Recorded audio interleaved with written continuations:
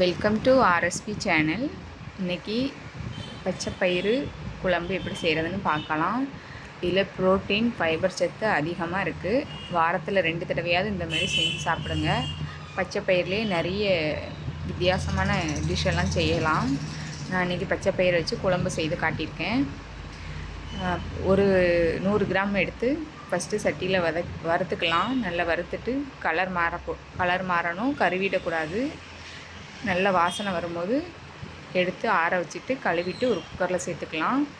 மஞ்சத்தூள், மிளகாத்தூள், உப்பு, ஒரு பெரிய வெங்காயம், 2 மீடியம் சைஸ் தக்காளி, ஜீரகம் எல்லாம் சேர்த்து ஒரு 5 விசில் விட்டு எடுத்திங்கன்னா நல்லா வெந்து வந்துடும்.